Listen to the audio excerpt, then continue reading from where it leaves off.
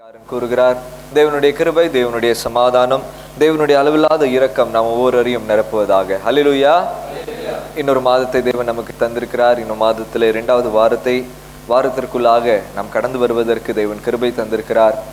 திருச்சபையை தேவன் 17 ஆண்டுகளாக நடத்தி வருகிற நல்ல தேவனாக இருக்கிறார். அந்த 17 ஆண்டுகளை ஆண்டவர் நடத்தினபடினாலே அவருக்கு நன்றி செலுத்துவதற்கு, ஆண்டவரை மகிமைப்படுத்தும்படியாக ஒரு மகிமையுள்ள ஆராதனையை நடத்துவதற்கு தேவன் என்ன செய்தார்? கடந்த வாரங்களிலே கிருபை தந்தார். அல்லேலூயா. மெய்யாகவே தேவனுடைய மகிமை, தேவனுடைய பிரசன்னம், தேவனுடைய கிருபை என்ன செய்தது? வெளிப்பட்டது. அழகாக அநேகர் வந்து கலந்து கொள்ளவும், அநேகர் நம்மளுடைய திருச்சபையிலே வந்து நம்மோடு கூட இணைந்து தேவனை ஆராதிப்பதிலும் நன்றி செலுத்துவதிலும், பிற திருச்சபைகளிலிருந்தும் போதகர்களும் ஊழியர்களும் வந்து உற்சாகமாக பங்கு பெறும்படியாக தேவன் என்ன செய்தார்?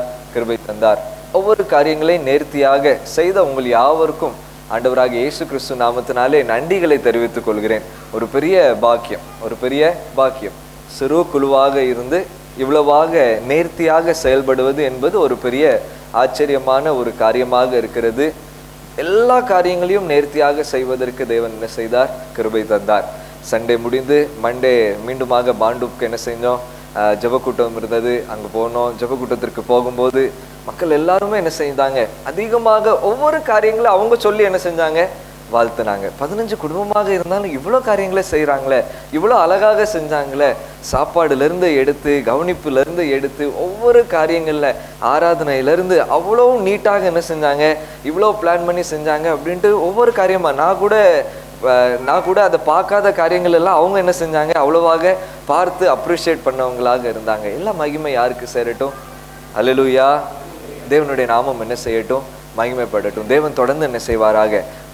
அழகாக இணைந்து ஒவ்வொரு காரியங்களையும் நன்றாக பார்த்து பாடல் பாடினவர்கள், ஒவ்வொரு காரியங்களையும் உபசரித்தவர்கள், இன்னுமாக போதவர்களை கனப்படுத்தும்படியாக பொருட்களை வாங்கி வந்தவர்களை வரவேற்கும்படியாக, இன்னுமாக சாப்பாடு, எல்லா காரியங்களையும் நேர்த்தியாக தேவன் என்ன செய்தார்? நடத்தினார். ஹல்லேலூயா. தேவனுக்கே என்ன உண்டாகட்டும். ஜனவரி மாதத்தில் டயசிஷன் ஆஃபீஸில் என்ன செய்தேன்? உட்கார்ந்து கொண்டிருந்தேன். அப்போ எல்லா திருச்சபைகள் என்ன செய்தது, எப்படியாக உருவாக்கப்பட்டது என்கிற ஒரு சின்ன சினாப்சிஸ் அங்கே என்ன செய்தது இருந்தது. ஒவ்வொரு காரியங்களையும் நான் என்ன செஞ்சுக்கிட்டு இருந்தேன்? பார்த்து கொண்டு இருந்தேன். நம்மளுடைய திருமண்டலத்தில் மும்பையில் இப்போ 29 தமிழ் திருச்சபைகள் என்ன செய்கிறது? இருக்கிறது. 29 தமிழ் திருச்சபைகள் இருக்கிறது. அப்போ அதை வாசித்து கொண்டு இருக்கும்போது அநேக பகுதிகளிலே திருச்சபைகள் என்ன செய்கிறது? இப்படியாக உருவாகிறது. ஆனால் ஒரு காலத்திற்கு பின்பதாக அது வளர முடியாமல் அங்கே என்ன செஞ்சிருது? அப்படிப்பட்ட திருச்சபைகளுடைய லிஸ்ட்டும் அங்கே என்ன செஞ்சிச்சு? இருந்துச்சு. நான் அதை பார்க்கும்போது தான் நான் யோசித்து பார்த்தேன், தேவன் எவ்வளோ நல்லவராக இருக்கிறார், தேவன் எவ்வளோ இரக்கம் உள்ளவராக இருக்கிறார். அவருக்கு நன்றி செலுத்த வேண்டியது நம்மளுடைய. ஹல்லேலூயா. ஆகவே தான் சொன்னேன், கண்டிப்பாக என்ன செய்யணும்? இந்த பண்டிகையை கொண்டாடும். கண்டிப்பாக ஆண்டவருக்கு என்ன செய்யணும்? நன்றி கண்டிப்பாக நாம் என்ன செய்யணும்? செலுத்தணும். அதை தொடர்ந்து ஜனவரி மாதம் 3வது வாரத்தில் பன்வேலில் இருக்கிற திருச்சபையில் ஒரு நாள் பண்டிகை என்ன செஞ்சது? இருந்தது. பன்வேல் திருச்சபையில், செயின்ட் பிரான்சிஸ் திருச்சபையில் என்ன செய்தது? பண்டிகை இருந்தது. சிறிய சபை தான் அந்த சபை, பழைய காலத்து சபை. அந்த பழைய காலத்து ஆங்கிலேயர்களால் கட்டப்பட்ட சபை. நீங்கள் பார்த்தீங்க அப்படின்னா, யாரும் பன்வேல் போயிருந்தீங்கன்னா நீங்கள் பார்த்துருப்பீங்க, சின்ன சபையோடு சேர்ந்து ஒரு மிஷன் கம்பவுண்ட் இருக்குது. ஒரு பெரிய மிஷன் கம்பவுண்ட் இருக்குது. பெரிய மிஷன் கம்பவுண்ட் எல்லாமே என்ன செய்யப்பட்டது? பறிக்கப்பட்டது. எல்லாமே என்ன செஞ்சுட்டு போயிட்டு, எல்லாம் ஒவ்வொருத்தங்க வந்தாங்க, எங்களுக்குரியது அது இதுன்ட்டு சொல்லி பல விதமான கேஸ். யாருமே என்ன செய்ய முடியல? போராட முடியல. ஆங்கிலேயர்கள் விட்டுட்டு போன ஆண்டவருக்குள்ளதான அந்த மிஷன் கம்பவுண்ட் என்ன செஞ்சுட்டாங்க? எல்லாரும் அபகரித்துட்டாங்க. கடைசியாக இருக்கிறது இந்த குட்டி ஆலயம் மட்டும்தான் என்ன செய்யுது? என்னதான் பாக்கி இருக்கு? அங்கேயும் வந்து ஆண்டவர் என்ன செய்யறாங்க? ஆராதிக்காங்க. அல்லேலூயா. யோசிச்சு பார்த்து ஆண்டவர் எவ்வளோ நல்லவராக இருக்கிறார். அந்த முழு ஏரியாவை பார்த்தீங்கன்னா அதுக்கு பேரே மிஷன் கம்பவுண்ட் தான். அதுக்கு மிஷன் கம்பவுண்ட் தான். ஆனால் அங்கே என்னது இல்லை? எதுவுமே இல்லை. அங்கே எல்லாமே வியாபார ஸ்தலமாக என்ன செய்தது? மாறி போனது. ஆனால் குட்டியோண்டு இடத்துல ஒரு சின்ன ஆலயம் இருக்குது. அங்கேயும் ஆண்டவர் என்ன செய்கிறாங்க? ஆராதிக்காங்க. அங்கேயும் ஆங்கில சர்வீஸ் நடக்கு, மராட்டி சர்வீஸ் நடக்கு, தமிழ் சர்வீஸ் நடக்கு. இவ்வளோக வந்து என்ன செய்து கொண்டு இருக்கிறார்கள். அதை எண்ணி பார்க்கும்போது தான் ஆண்டவர் எவ்வளோ இரக்கமுள்ள தேவனாக என்ன செய்கிறார்? இருக்கிறார். இரக்கமுள்ள தேவனாக இருந்து நம் மீது அன்பு பாராட்டி இப்படியாக நாம் ஆராதிக்கும்படியாக தேவன் நமக்கு ஒரு குடும்பத்தை என்ன செய்திருக்கிறார்? தந்திருக்கிறார். இது திருச்சபையை காட்டிலும் ஒரு குடும்ப உறவாக என்ன செய்கிறது? காணப்படுகிறது. 17 ஆண்டுகளுக்கு முன்பதாக ஏதோ ஒரு சூழ்நிலையில எப்படியோ நாம் என்ன செய்தோம்? கடந்து கூடி வந்தவர்களாக இருந்தோம். அந்த 17 ஆண்டுகளையும் தேவன் என்ன செய்தார்? நடத்தி வந்தார். ஒவ்வொரு படிப்படியாக நடத்தி வந்தார். ஒவ்வொரு காலம் மாறும்போது இன்னும் வளரும்படியாக கிருபை தந்தார். ஒவ்வொரு காலங்கள் மாறும்போதும் தேவனுடைய வழிநடத்துதலை தந்து தேவன் என்ன செய்தார்? தொடர்ந்து வழிநடத்தினவராக இருந்தார். இதுல ஹைலைட், எல்லாத்தோடைய பெரிய ஹைலைட், அன்னைக்கு மிஷனரியை தாங்கினது ஒரு பெரிய ஒரு ஆசீர்வாதமாக என்ன செஞ்சுச்சு இருந்துச்சு. அல்லேலூயா. ஐயா சொன்னாங்க என்கிட்ட, ஐயா நாங்கள் மிஷனரி தாங்க போகிறோம், this is going to be on behalf of the grand childrens அப்படின்ட்டு சொன்னாங்க. ஐயா சொல்லும்போது எனக்கு உண்மையிலே புரியலை. கிராண்ட் சில்ட்ரன்ஸா? கிராண்ட் சில்ட்ரன்ஸ் வச்சு நீங்கள் எப்படி என்ன அப்படின்ட்டு நான் சொன்னேன். சரி ஓகேயா, இல்லை மிஷனரி தாங்கிறது உறுதி, அதில் எந்த மாற்று கருத்தும் கிடையாது.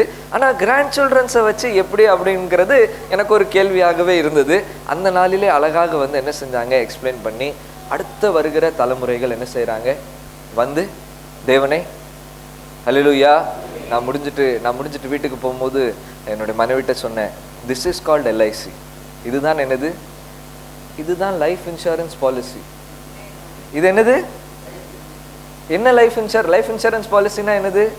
என்னுடைய வாழ்க்கைக்கு உத்தரவாதமாக நான் சேவ் பண்ணி என்ன செய்யறேன்னா, இல்லை நான் தேவனுடைய ராஜ்யத்தில் அங்கே கொடுக்கும்போது தான் என்னுடைய வாழ்க்கை என்ன ஆகுது. அல்லேலூயா, அல்லேலூயா.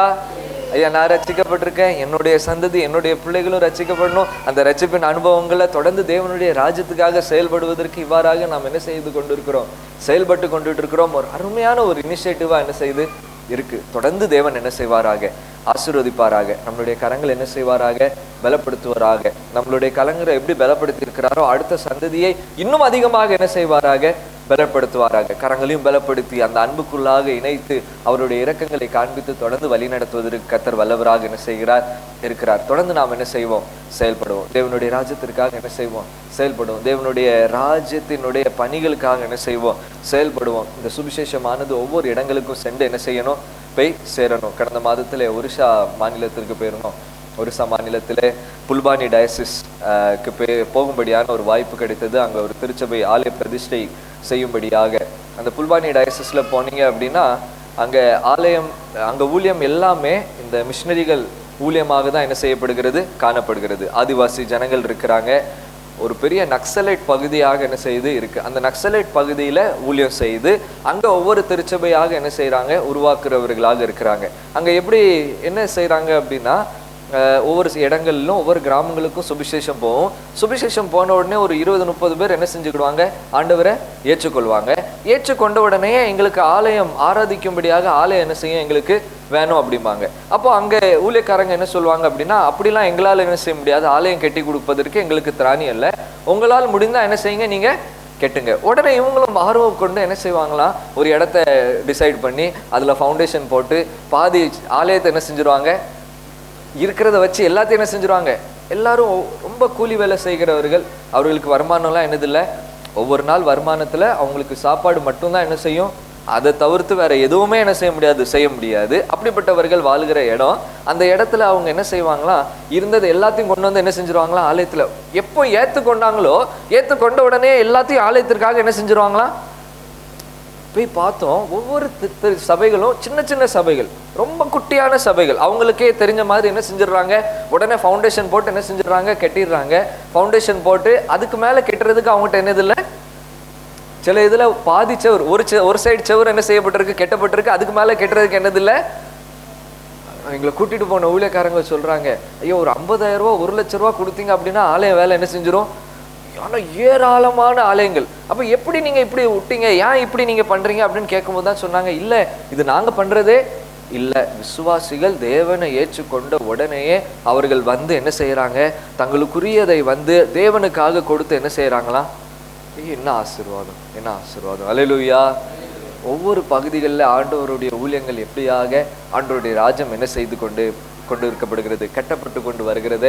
எல்லா இடங்களிலிருந்தும் நாம் என்ன செய்யலாம், கேட்கலாம். பஞ்சாப்ல இருந்து நாம் என்ன செய்யறோம், மிஷனரியை என்ன செய்தோம், டெடிகேட் செய்தோம். அவங்ககிட்ட கேட்கும்போது எதிர்ப்புகள் இருக்கு, நிறைய எதிர்ப்புகள் இருக்கு. ஆனாலும் தேவனுடைய பணி என்ன செய்து தொடர்ந்து செயல்பட்டு கொண்டு இருக்கிறது. அல்லேலூயா.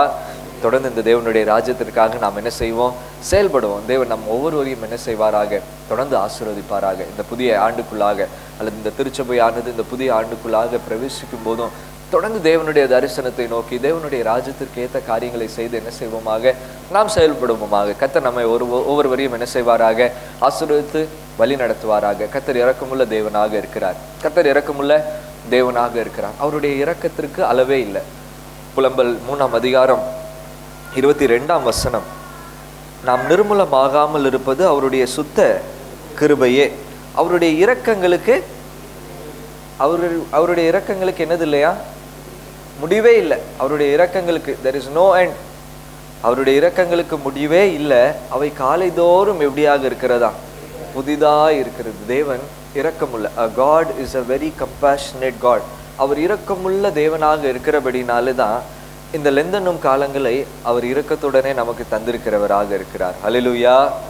வாசிக்கிட்ட முதலாவது வேத பாடம் உபாகமாக இருக்கட்டும், இன்னும் தொடர்ந்து அந்த உபாகமம் 6ஆம் அதிகாரத்திலேருந்து 8, 9ஆம் அதிகாரம் வேற தொடர்ந்து நீங்கள் வாசித்து பார்க்கும்போது ஒவ்வொரு நேரமும் இந்த மோசை இஸ்ரவேலின் ஜனங்களை பார்த்து சொல்வார், ஐயா நீங்கள் கானானுக்குள்ளாக பிரவேசிக்கும்படியாக தேவன் உங்களை தெரிந்து கொண்டார் என்றால் உங்களுடைய சாமர்த்தியத்தின் நிமித்தமாகவோ உங்களுடைய பலத்தின் நிமித்தமாகவோ நீங்கள் நல்லவர்கள் என்கிறது நிமித்தமாகவோ நீதி நிமித்தமாகவோ இல்லவே இல்லை, இல்லவே இல்லை. ஏற்கனவே அந்த கானான்ல யார் வாழ்ந்துட்டு இருக்கிறாங்க, அக்கிரமம் செய்கிறவர்கள், பாவம் செய்கிறவர்கள் வாழ்ந்து கொண்டு இருக்கிறாங்க.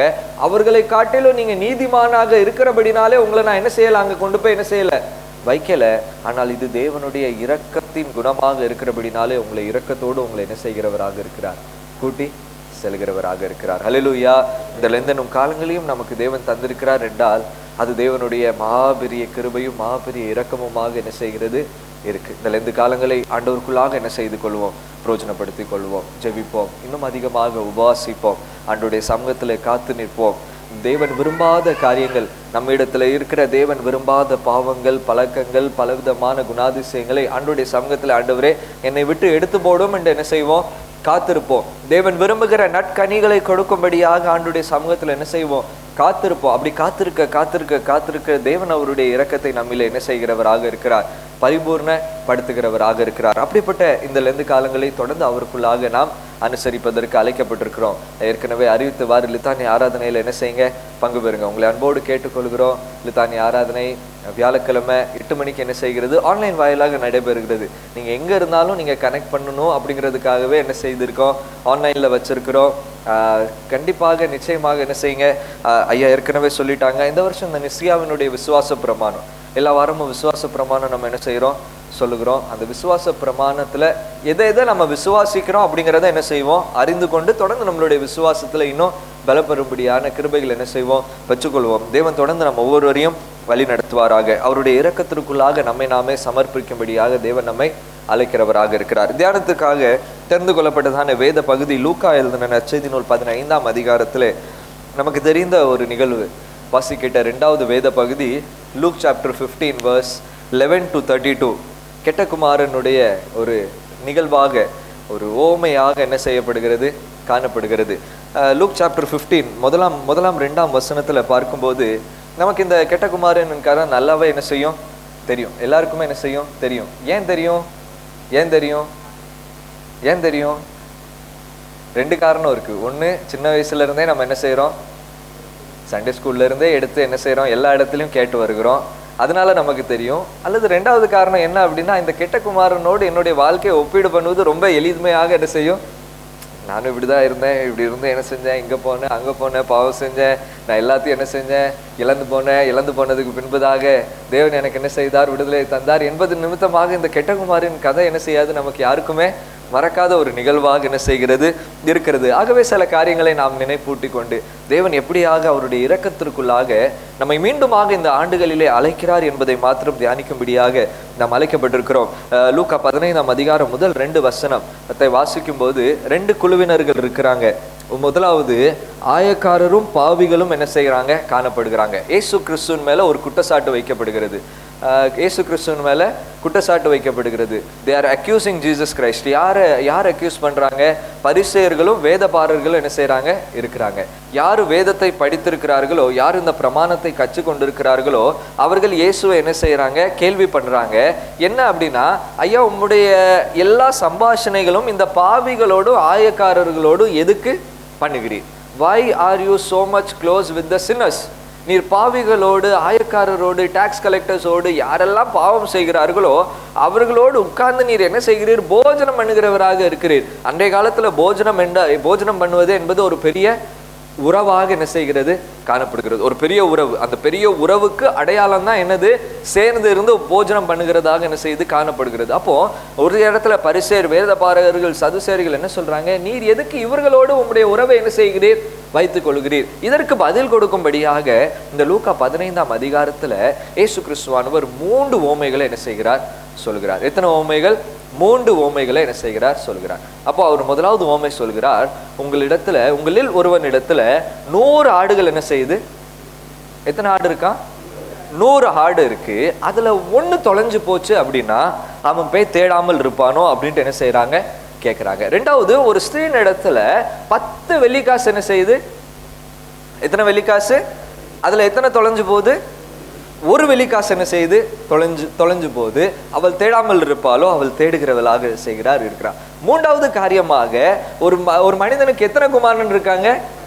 2 என்ன செய்யறாங்க? 2 குமாரன் இருக்காங்க. அதுல எத்தனை பேர் காணாம போகிறான்? ஒருத்தன் என்ன செய்கிறான்? காணாம போகிறவனாக இருக்கிறான், தொலைந்து போகிறவனாக இருக்கிறான். அவன் திரும்பி வரும்படியாக 2ல எத்தனை பேர்? ஒரு ஆளை என்ன செய்கிறான்? நல்லா பார்த்துக்கோங்க, சதவீதத்தை பார்த்துக்கோங்க. 100ல இருந்து 1, 10ல இருந்து 1 எத்தனாச்சு? 10%. 1ல இருந்து 100 எத்தனை சதவீதம்? 1%. 10ல இருந்து 10ல 1 எத்தனை சதவீதம்? 10%. அடுத்தது இப்போ எத்தனை? 2ல எத்தனை சதவீதம்? 50%. எத்தனை சதவீதம்? 50%. சரியா? இப்போ 100 ஆடுல இருந்து 1 ஆடு என்ன செய்யுது? காணாம போகுது. எப்படி காணாம போகுது? 100 ஆடும் ஒரே இடத்துல போயிட்டு இருக்கும்போது 1 ஆடு மட்டும் என்ன செய்யுது? வழி விலகி. இது எப்படி காணாம போகுது? மந்தை மேய்ப்பர் என்ன சொல்லுகிறான்? ஆடுகள் எல்லாம் மேய்த்து கொண்டு கடைசியாக மந்தைக்குள்ளாக கொண்டு செல்லும்படியாக கொண்டு போகும்போது இந்த 1 ஆடு மட்டும் மந்தைக்கு நேராக போகாமல் புல்லுக்கு நேராக என்ன செய்யுது? போகுது. அந்த புல்ல போகும்போது போய் என்ன செய்கிறது? குகைக்குள்ளாக மாட்டிக்கொள்கிறதாக இருக்கிறது. அப்போ வழி தப்பி போகிற ஆடாக என்ன செய்யுது? நல்லா புரிஞ்சுக்கோங்க. 100ல இருந்து 1 பேர் எப்படி என்ன போறாங்களாம்? வழி தப்பி. அல்லேலூயா. 100ல இருந்து 1 ஆள் என்ன செய்யறாங்க? வழி தப்பி போகிறவர்களாக இருக்கிறாங்க. இப்போ ஒரு ஸ்திரீன் இடத்துல 10 வெள்ளிக்காசு இருக்கு. 1 வெள்ளிக்காசு என்ன செய்கிறது? எப்படி தொலைந்து போகிறது? ஏதோ ஒரு சூழ்நிலையினால வீட்டுக்குள்ளதான் என்ன செய்தானா ஏதோ ஒரு சூழ்நிலை உருவாகிறது. ஏதோ ஒரு சூழ்நிலை நிமித்தமாக அது என்ன செய்கிறதாக இருக்கிறது? தொலைந்து போகிறதாக இருக்கிறது. 10% பேர் அவர்களுடைய வாழ்க்கையில நடைபெறுகிற பலவிதமான சூழ்நிலை நிமித்தமாக வழி விலகி அல்லது காணாம போகிறவர்களாக என்ன செய்யறாங்க? இருக்கிறாங்க. ஆண்டவர் சொல்றாரு, இப்படி காணாம போனாலும் சரி, அப்படி காணாமல் போனாலும் சரி, அதற்கான ஓனர் என்ன செய்யறாங்க? தேடி அவர்களை போகிறவர்களாக இருக்கிறாங்க. ஆனா இந்த 15ஆம் அதிகாரம் 11வது வசனத்திற்கு வரும்போது இங்க இளையகுமாரன் இருக்கிறா. அவன் காணாம போகிறவனாக இல்லை, அவன் எல்லாம் அறிந்தவனாக இருந்து இந்த தகப்பனுக்கு விரோதமாக செயல்பட்டு அவன் தகப்பனுக்கு விரோதமாக தகப்பனுடைய எல்லா குணாதிசயங்களையும் அறிந்தவனாக இருந்தான். இருப்பினும் அவன் மீறுதல் செய்து அவனே துணிகரமாக என்ன செய்கிறவனாக இருக்கிறான்? பாவம் செய்கிறவனாக என்ன செய்யறான்? துணிகரத்துடனே அவனுடைய தகப்பனார் இடத்துல போறா. இந்த முதல் 2 இடத்துல அது காணாமல் போகிறதாக இருக்கிறது. ஆனால் 3வது இடத்துல துணிகரத்துடனே அவன் தகப்பனை நோக்கி பார்த்து சொல்றான், என்னுடைய ஆஸ்தியின் பங்கை என்ன செய்தாலும் எனக்கு என்ன செய்தாலும் தந்தாரலும். உபாகமம் 21ஆம் அதிகாரம் 17வது வசனத்திலிருந்து நீங்க எடுத்து பார்த்தீங்க அப்படின்னா, யாராவது உயிரோடு இருக்கையில தன்னுடைய தகப்பனார் இடத்துல ஆஸ்தி கேட்டான் அப்படின்னா அதற்கு என்ன அர்த்தம் என்றால், தன்னுடைய தகப்பனை செத்தவனாக அவன் என்ன செய்கிறானா? தன்னுடைய தகப்பனை என்ன கருதுகிறானா? உயிரோடு இருக்கையிலே தன்னுடைய தகப்பனார் இடத்துல போய் எனக்குரியதை எனக்கு தாரும் அப்படின்னா அவனுக்கு தகப்பனார் தேவையில்லை. ஆகவே தகப்பனார் செத்து போனவனாக பூமியில காணப்படுகிறான் என்கிற அந்த உறவை முற்றிலுமாக அவன் துண்டித்து கொண்டு எனக்கு இந்த உறவே வேண்டாம் அப்படின்ட்டு அவன் என்ன செய்கிறவனாக இருக்கிறான்? என்னுடைய இதை தந்துக்கொள், நான் போகிறேன் அப்படின்ட்டு என்ன செய்யறானா? போகிறவனாக இருக்கிறான். இவன் இளையகுமாரனாக இருக்கிறார். ஒருவேளை பழைய ஏற்பாட்டினுடைய பிரமாணத்தின்படி பார்த்தோம் அப்படின்னா மூத்த குமாரனுக்கு தான் அதிக பங்கு என்ன செய்யப்படுகிறது? மூத்த குமாரனுக்கு தான் 3ல் 2 பங்கு யாருக்கு தான்? அதான் சேஸ்திரபுத்திர பாகமாக இருக்கிறது. யார்கிட்ட சேஸ்திரபுத்திர பாகம் இருக்கிறதோ, யார் முதலாவது பிறந்திருக்கிறாங்களோ, முதலாவது ஆண் மகனுக்கு 3ல் எத்தனை பங்கு இருக்கு? அப்போ இவனுக்கு 3ல் எத்தனை பங்கு தான்? 1 பங்கு தான் என்ன செய்யுது இருக்கு. அந்த 1 பங்கையும் இவன் வாங்கி கொண்டு என்ன செய்கிறவனாக இருக்கிறான்? வச்சு என்ன செய்திருக்கிறான்? நன்றாக அறிந்திருக்கிறான். முதல்ல என்ன நினைக்கிறான்? அவனுக்கு நல்ல பலன் இருக்கு, நல்ல ஞானம் இருக்கு, நல்ல ஆஸ்தி இருக்கு, இதை வச்சு கொஞ்சம் என்ன செஞ்சுக்கிடுவோம், இதை வச்சு கொஞ்சம் என்ஜாய் பண்ணிக்கிடுவோம், இதை வச்சு கொஞ்ச நாள் என்ன செஞ்சுக்கிடுவோம், சந்தோஷத்தோடு குதூகலிப்போடு நம்ம என்ன செஞ்சுக்கிடுவோம், வாழ்ந்துக்கிடுவோம். நம்மளும் என்ன செய்யறோம், நிறைய நேரம் அப்படிதான் என்ன செய்யறோம், நினைக்கிறோம். நம்மளும் அப்படிதான், கொஞ்ச நாள் தானே, கொஞ்ச நாள் வாழ்க்கை தானே, கொஞ்சம் இன்பங்கள் தானே, கொஞ்சம் உலக பிரகாரமான காரியங்கள் தானே, இதெல்லாம் கொஞ்சம் செய்யறதுல என்னது இருக்கு அப்படின்ட்டு நினைச்சு கொண்டுதான் இவனும் செயல்பட்டவனாக இருந்தான். அது வரைக்கும் எந்த பிரச்சனையும் வரல. ஆனால் எதிர்பாராத ஒரு பஞ்சம் என்ன செஞ்சது, எதிர்பாராத ஒரு பஞ்சம் என்ன செஞ்சுச்சு. இப்போ அவன் எல்லாவற்றையும் இழந்து கொண்டு இருந்தான். அவன் இழந்தவைகளை அவன் ஒருவேளை வேலை செஞ்சு என்ன செஞ்சிருக்கலாம், மீட்டு கொண்டு இருக்கலாம். ஆனா எதிர்பாராத ஒரு சூழ்நிலை வந்ததுதான் என்னதாக இருந்தது, ஒரு பஞ்சம் வந்தது. அந்த பஞ்சம் வந்ததுனாலே அவன் எல்லாவற்றையும் என்ன செய்து கொண்டு இருந்தவனாக இருந்தான். அப்பொழுது அவன் குறைவுபட தொடங்கினவனாக இருக்கிறான். லூக்கா 15ஆம் அதிகாரம் 14வது வசனத்துல சொல்லப்படுகிறது, அவன் என்ன செய்ய ஆரம்பித்தானா, குறைவுபட தொடங்கினவனாக இருக்கிறான். அவன் தொடங்கின பரவுதான் அவன் போய் என்ன செய்கிறான், அந்த ஊரில் இருக்கிற ஒருத்தனை பார்த்து அவனோடு கூட தங்கி, அங்க போய் தங்கும்போது அவனுக்கு ஒரு வேலை கொடுக்கப்படுது. என்ன வேலை? பண்டிகளை மேற்கும்படியான. யூதர்களுக்கு பண்டிகள் அப்படின்னாலே எல்லாத்தோடைய அருவருப்பான ஒரு மிருகமாக என்ன செய்கிறது, இருக்கிறது. பண்டிகளை அவர்கள் சாப்பிடக்கூடாது. பண்டிகள் அருகே அவர்கள் என்னது, அது அசுத்தமான ஒரு. ஆனால் பண்டிகள் சாப்பிடுகிற அந்த தவிட்ட கூட அவருக்கு தரும்படியாக அங்க யாரும் என்ன செய்யலையா. வாசிக்கலாமா? லூக்கா 15ஆம் அதிகாரம் 16வது வசனம்.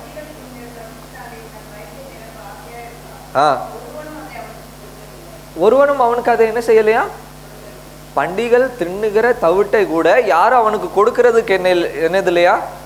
அவனுடைய நிலைமை எப்படியாக இருந்தது, இவ்வளவாக அவன் தூரமாக காணப்பட்டதை அங்க என்ன செய்கிறார், தேவன் காண்பிக்கிறவராக இருக்கிறார். முற்றிலுமாக அவன் தூரமாக காணப்படுகிறவனாக இருக்கிறான்.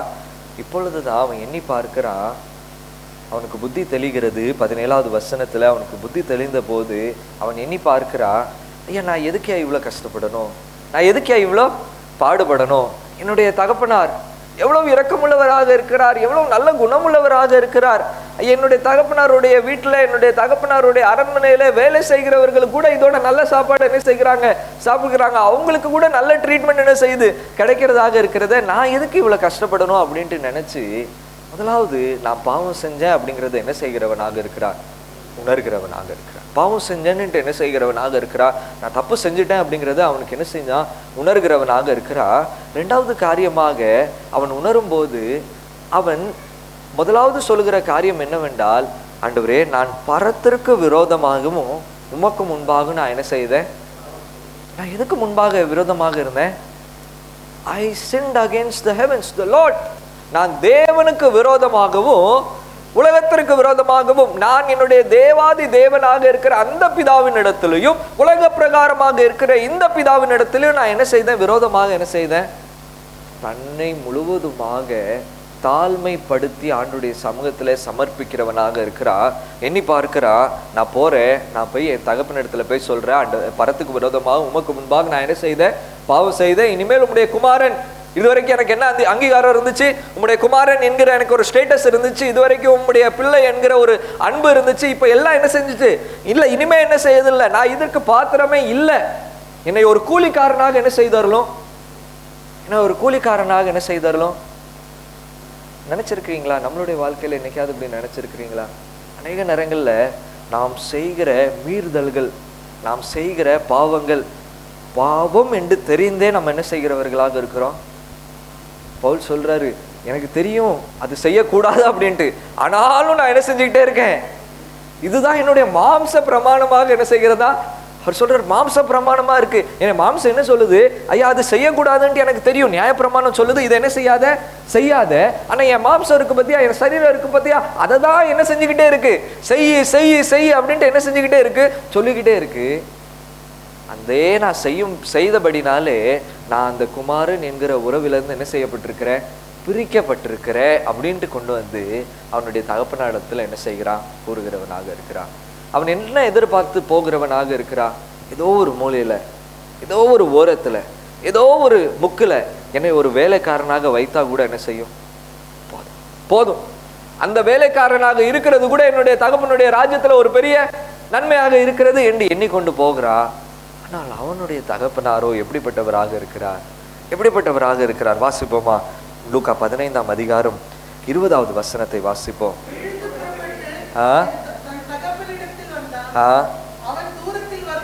அவன் தூரத்தில் வரும்போதே அவனுடைய தகப்பன் அவனை கண்டு மனதுருகி ஓடி அவன் கழுத்தை கட்டி கொண்டு அவனை என்ன செய்தானா? அவனை என்ன செய்தான்? நீங்களும் நானும் அந்த தகப்பனாரா இருந்திருந்தோம்னா என்ன செஞ்சிருப்போம்? ஓடி போய் ஒரு இல்லையா என்ன விட்டுருப்போம்? ஓடி போய் அற விட்டுட்டு இந்த பக்கம் என்ன செஞ்சிடாத, இந்த பக்கம் என்ன செஞ்சிடாத. இதுதான் லீகலிசம், இதுதான் லீகாலிட்டி, இதுதான் லீகலிசம். லீகலிசம்னா என்னது? உனக்குரியதை நான் உனக்கு என்ன செஞ்சுட்டேன், இனிமே உனக்கு எனக்கு என்னது இல்லை. ஆனா இந்த தேவனோ எப்படிப்பட்டவராக இருக்கிறார்? இந்த தகப்பனோ எப்படிப்பட்டவராக இருக்கிறாரா?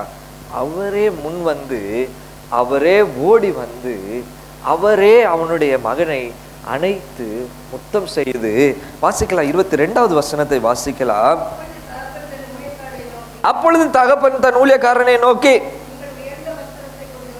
நீங்க வாங்க, நீங்க உயர்ந்த வஸ்திரத்தை கொண்டு வாங்க, இவனுக்கு உடுத்தி கைக்கு என்ன செய்யுங்க. இல்ல இல்ல, என்னுடைய ராஜ்யத்துல இவன் என்ன செய்ய வேண்டாம், ஏதோ ஒரு பகுதியில் என்ன செய்ய வேண்டாம், இருக்க வேண்டாம். ஆனா இவனை நான் என்னுடைய குமாரனாகவே ஏற்றுக்கொள்கிறேன் என்கிறதற்கான அங்கீகாரத்தையும் அதிகாரத்தையும் கொடுக்கும் வண்ணமாக அவர்களோடு இருக்கிற வேலைக்காரருக்கும் அவருடைய பிள்ளைகளுக்கும் வித்தியாசத்தை காண்பிக்கும் வண்ணமாக வஸ்திரத்தை தரித்து மோதிரத்தை அனுபவித்து ஆண்டவருடைய இரக்கத்திற்குள்ளாக அந்த தகப்பனார் தன்னை எப்படி அன்போடு அந்த மகனை என்ன செய்கிறவராக இருக்கிறார். நம்மளுடைய தேவன் அப்படிப்பட்டவராக என்ன செய்கிறார். அல்லேலூயா, அல்லேலூயா. நம்ம எத்தனை முறை பாவம் செஞ்சாலும் அவர் நம்மை மன்னித்து ஏற்றுக்கொள்கிற நல்ல தேவனாக என்ன செய்கிறார். என்ன கொடூரமான பாவம் செஞ்சாலும் இந்த உலகத்துல உள்ளவங்க யாருமே நம்ம என்ன செய்ய முடியாது, ஏற்றுக்கொள்ள முடியாது. உலகத்துல உள்ளவங்க யாரும் நம்மளை நம்ப முடியாது. உலகத்துல உள்ளவங்க நம்மை மன்னித்து ஏற்றுக்கொள்வார்களா என்றால் அது சாத்தியமில்லாத ஒரு காரியமாக இருக்கிறது. ஆனால் இந்த பரலோகத்தில் இருக்கிற தகப்பனாரோ எப்பொழுதும் நம் மீது இரக்கம் காண்பிக்கிற நல்ல தேவனாக என்ன செய்கிறார். அல்லேலூயா. இந்த இரக்கத்திற்குள்ளாக தேவன் நம்ம என்ன செய்கிறவராக இருக்கிறார். இந்த இரக்கத்திற்குள்ளாக தேவன் நம்ம என்ன செய்கிறவராக இருக்கிறார், அழைக்கிறவராக இருக்கிறார். முதல் 2 ஓமானங்களை பார்க்கும்போது இங்க என்ன செய்திருது, முடிஞ்சிருது. இதே இடத்துல தகப்பன் தேடி காணாமல் போகிற மகன் என்ன செய்கிறான், திரும்பி வந்த உடனே 2 ஓமானங்களையும் நீங்க பார்க்கும்போது காணாமல் போன ஆடு கிடைத்த உடனே அங்க என்ன செய்யறாங்க, அதை நிமித்தமாக கொண்டாடி சந்தோஷப்படுகிறாங்க. காணாமல் போன வெள்ளிக்காசு கிடைத்த உடனே என்ன செய்யறாங்க, கொண்டாடுறாங்க, அதையும் சந்தோஷப்படுகிறாங்க. காணாமல் போன மகன் மீண்டுமாக திரும்பி வருகிறான். இளைய குமாரன் கெட்ட குமாரன் தகப்பன் இடத்துல வந்தபோது என்னதை கொளுத்த கந்தை வெற்றி என்ன செய்வோம், அடித்து புசித்து குடிப்போம், நல்ல என்ன செய்வோம், திருப்தியாக இருப்போம். என் மகன் என்ன செய்தான், காணாமல் போனால் இப்போ என்ன செய்தான், திரும்பி வந்திருக்கிறான். முதல்ல மரித்து போனான், உயிரோடு என்ன செய்திருக்கிறான், திரும்பி வந்திருக்கிறான் என்கிறதுனான ஒரு பெரிய செலிப்ரேஷன் என்ன செய்து கொண்டிருக்கிறது, நடந்து கொண்டிருக்கிறது. முதல் 2 ஓமைகளும் அங்கே என்ன செய்யுது, முடிவு பெறுது. ஆனால் இந்த ஓமை அங்க என்ன செய்யல, முடிவு பெறல. 25வது வசனத்திலிருந்து இப்போ அடுத்த நிகழ்வு நடக்குது. என்னவென்றால் மூத்த குமாரன் என்ன செய்கிறவனாக இருக்கிறான். இப்ப யார் வருகிறா, மூத்த குமாரன் என்ன செய்கிறான். எந்த கிருபையின் இரக்கத்திற்குள்ளாக இளைய குமாரன் தன்னை சேர்த்து கொண்டானோ அதே கிருபையின் இரக்கத்திற்குள்ளாக இந்த மூத்த குமார் வருவதற்கு அவன் இடம் கொடுக்கவே. அல்லேலூயா. என்ன நடக்குதுன்ட்டு வந்து கேட்கான். என்ன செய்யறான், வந்து கேட்கிறான், ஊழியக்காரன்ட்ட கேட்கிறா, வேலைக்காரன்ட்ட கேட்கிறா, என்ன நடக்குது இங்க, எதுக்கு இவ்வளவு பெரிய கொண்டாட்டமாக இருக்கிறது, பாடலும் ஆடலுமாக என்ன செய்கிறது இருக்கிறதே, இது எது நிமித்தமாக என்று கேட்கிறா. ஐயா உன் தம்பி என்ன செஞ்சிருக்கிறான், திரும்பி வந்திருக்கிறான்ட்டு சொன்ன உடனேயே அவன் உள்ளே போவதற்கு மனதில்லாதவனாக என்ன செய்தானா. 28வது வசனத்துல போடப்பட்டிருக்கிறது, அவனுடைய தகப்பனார் வெளியே வந்து அவரை என்ன செய்தானா, வருந்தி என்ன செய்யறாரா, ஐயா, எந்த இரக்கத்தின் கரம் பாவியை உள்ள வரவழைத்ததோ அதே இரக்கத்தின் கரத்திற்குள்ளாக இங்க இருக்கிற இந்த மூத்த குமாரன் என்ன செய்ய மாட்டானா? வரமாட்டேன் என்று என்ன செய்கிறானா? ஐயா, எதுக்கு நான் வரமாட்டேன்னு சொல்றான், நான் இவ்வளவு நாள் உமக்காக என்ன செஞ்சேன், நான் என்னெல்லாம் உமக்காக செஞ்சேன். 29வது வசனத்துல தகப்பனுக்கு பிரதித்திரமாக, நான் இத்தனை வருஷமாக நான் உமக்காக ஊழியம் செய்து ஒரு காலம் உம்முடைய கற்பனைகளை என்ன செய்யல, மீறல. என் சிநேகிதனோட நான் சந்தோஷமாக இருக்கும்படிக்கு எனக்கு நீர் ஒண்ணுமே என்ன செய்யல. அப்ப இவன் வேலை செஞ்சதெல்லாம் எதுக்காக? ஒரு ஆட்டுக்குட்டியை பெறுவதற்காக மட்டுமே. இவன் கற்பனைகள் எல்லாம் பின்பற்றினது எதுக்காக? ஒரு ஆட்டுக்குட்டியையும் ஒரு நன்மையும் பெற்றுக்கொள்வதற்காக மாத்திரமே. இவன் எங்க இருக்கிறா? இந்த தகப்பனாருடைய வீட்டுக்குள்ளாகவே இருக்கிறா. ஆனா தகப்பனாருடைய இரக்கத்திற்குள்ளாக நான் என்ன செய்ய மாட்டேன். தகப்பனாருடைய இரக்கத்திற்குள்ள அப்ப எதுக்குள்ளாக அவன் வர விரும்புகிறான்?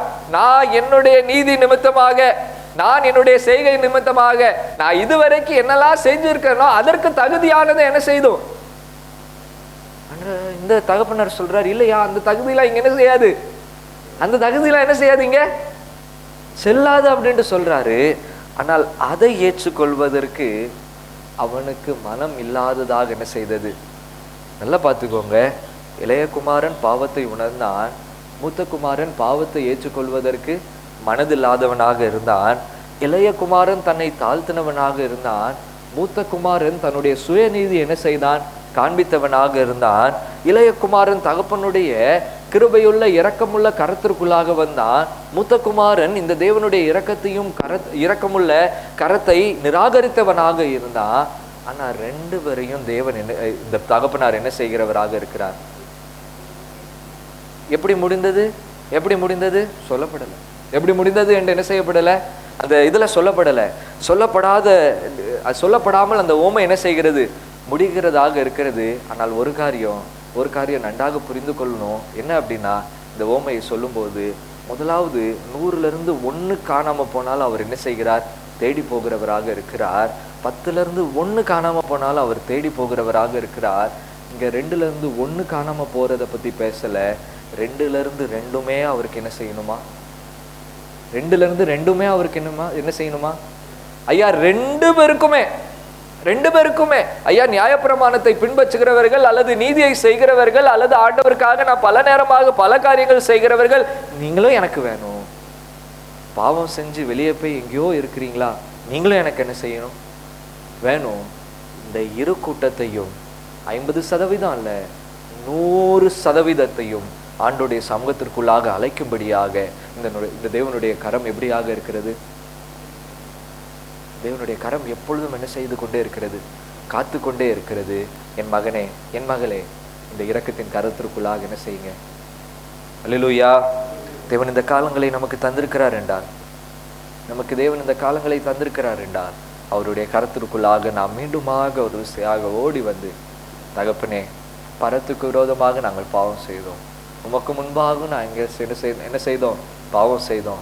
நீதிமான் என்று சொல்வதற்கு நாங்கள், உம்முடைய பிள்ளை என்று சொல்வதற்கு நாங்கள் என்னதில்லை, எங்களை மன்னியும், எங்களை ஏற்றுக்கொள்ளும் என்று சொல்லும்படியாக நாம் யாவரையும் தேவன் அழைக்கும்படியாகவே இந்த லெந்தனும் காலங்களை தேவன் நமக்கு என்ன செய்திருக்கிறவராக இருக்கிறார், தந்திருக்கிறவராக. அப்படியே கண்களை மூடிக்கொள்ளும், நம்மளுடைய வாழ்க்கையை யோசித்து பார்ப்போம். லெந்தனும் காலங்கள், தபசு காலங்கள் நாம் உருவாகும்படியாக, உருமாற்றம் அடையும்படியாக, தேவனுடைய இரக்கத்திற்குள்ளாக வளரும்படியாக தேவன் நம்மை அழைக்கிறவராக இருக்கிறார். இந்த நிலைமையில நாம் காணப்படுகிறோம். நம்மளுடைய நிலைமைகளை நாம் மாத்திரமே அறிகிறவர்களாக இருக்கிறோம். கெட்டகுமாரனை போல ஒருவேளை இன்னும் பாவத்திற்குள்ளாக காணப்படுகிறவர்களாக இருக்கலாம். அல்லது மூத்த குமாரனை போல, நான் ஆண்டவருக்காக நிறைய காரியங்களை செய்கிறேன், ஆண்டவருக்காக நான் இப்படியாக செயல்படுகிறேன், ஆகவே ஆண்டவர் என்னை ஆசீர்வதித்தாகணும், ஆண்டவர் எனக்கு நன்மைகளை செய்தாகணும் என்று நம்முடைய சுயநீதியை கொண்டு வந்து ஆண்டவருடைய சமூகத்திற்குள்ளாக கொண்டு வந்தோம் என்றால், அங்கேயும் ஆண்டவர் நம்மை தாழ்த்தும்படியாக நம்மை அழைக்கிறவராக இருக்கிறார்.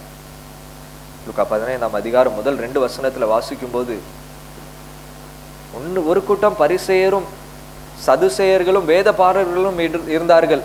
அவர்கள் தங்களுடைய சுயநீதியை காண்பித்துக் கொண்டு நாங்கள் இதெல்லாம் செய்தோமே அப்படின்ட்டு வந்து ஆண்டவருடைய சமூகத்துல கேள்வி கேட்கிறவர்களாக இருக்கிறாங்க. தேவன் சொல்றாரு, எனக்கு நீங்களும் வேணும். இன்னொரு புறத்துல பாவம் செய்து டாக்ஸ் கலெக்டர்ஸா இருந்து ஜனங்களை ஏமாற்றி பலவிதமான பாவ அடிமைத்தனத்துல இருந்தவர்களையும் பார்த்து தேவன் சொல்லுகிறார், நீங்களும் எனக்கு என்ன செய்யும் வேணும், எனக்கு எல்லாரும் என்னுடைய இரக்கத்தின் கரத்திற்குள்ளாக வர வேண்டும் என்று தேவன் கூவி அழைக்கிற நல்ல தேவனாக இருக்கிறார். நம்மளுடைய வாழ்க்கை எந்த நிலைமையில இருக்கு சற்று சிந்தித்து பார்ப்போம். நம்மளுடைய வாழ்க்கை எப்படியாக நாம் செயல்பட்டு கொண்டு இருக்கிறோம்? தேவனோடு இருக்கிற உறவு, தேவனோடு இருக்கிற ஐக்கியம், தேவனுடைய ராஜ்யத்திற்கெண்டு நினைவுகள், நம்மளுடைய செயல்பாடுகள், தேவனுடைய இரக்கத்தின் கரத்திற்குள்ளாக நாம் ஒவ்வொரு நாளும் தங்கி இருக்கிறோமா என்கிறதை மாத்திரம் நினைத்து பார்ப்போம். ஆண்டவர் நம்மை அழைக்கிறவராக இருக்கிறார். அவருடைய திருக்கரத்திற்குள்ளாக நம்மை அழைக்கிறவராக இருக்கிறார். உன்னை நீ நம்பாதே, ஏ உலகையும் நம்பாதே, பொன்னை நீ நம்பாதே, ஏ பொருளையோ நம்பாதே, தன்னை பலியிட்டு தரணியை மீட்டவர் நின்னையும் ரட்சிப்பா, அன்னவரை பற்று குணப்படு பாவி, தேவ கோபம் வருமே போகுண படு பாவி, கர்த்தனை நீ மறந்தார், அவர் கற்பனையை தோரத்தார், பக்தியின்மை தெரிந்தார், பொல்லா பாவவாலி தீர்ந்தார், புத்தி கெட்ட ஆட்டு கோட்டையே ஓடிவா, உத்தமமே பனா கத்தி அலைக்கிறா, குணப்படு பாவி, தேவ கோபம் வரும் மேவி குணப்படு பாவி. குணப்படும்படியாக, பலப்படும்படியாக, தேவனுடைய இரக்கத்திற்குள்ளாக தொடர்ந்து செயல்படும்படியாக தேவன் நம்மை அழைக்கிறவராக இருக்கிறார். நம் காலங்களிலே தொடர்ந்து நம்மை நாமே ஆராய்ந்து பார்ப்போம், நம்மை நாமே சோதித்து பார்ப்போம். நாம் தேவனுடைய சமூகத்திலே எப்படிப்பட்டவர்களாக இருக்கிறோம் என்கிறதை நினைத்து பார்த்து தேவனுடைய சமூகத்திலே நம்மை நாமே முற்றிலுமாக அர்ப்பணித்து, தேவனே நாங்கள் பாவிகளாக இருக்கிறோம், எங்களை நீர் ஏற்றுக்கொள்ளும், எங்களை மன்னியும், உம்முடைய இரக்கத்தினாலே தொடர்ந்து உம்முடைய பிள்ளைகளாக நாங்கள் செயல்படுவதற்கு உம்முடைய கிருபையை தந்தருளும் என்று நாம் காத்திருப்போம். வேதங்களை வாசிப்போம், உபவாசிப்போம், தொடர்ந்து பக்தி விருத்திக்கு ஏற்ற காரியங்களிலே நாம் ஈடுபடுவோம். தேவன் தொடர்ந்து நம்மை வழி நடத்துகிறவராக இருக்கிறார். எங்களை நேசிக்கிற அன்பினல் ஆண்டவரே, உம்முடைய கருத்திற்குள்ளாக எங்களை ஒப்புக் கொடுக்கிறோம், திருச்சபையை ஒப்புக் கொடுக்கிறோம்.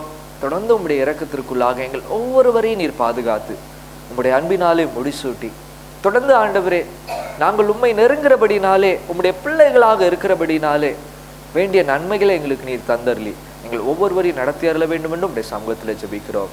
எங்களை தாழ்த்தி உம்முடைய பரிசுத்த கருத்துக்குள்ளாக அர்ப்பணிக்கிறோம். நீரே பொறுப்பெடுத்துக் கொள்ளும். இயேசு கிறிஸ்து நாமத்தினாலே ஜெபிக்கிறோம், அன்பின் பரலோக பிதாவே.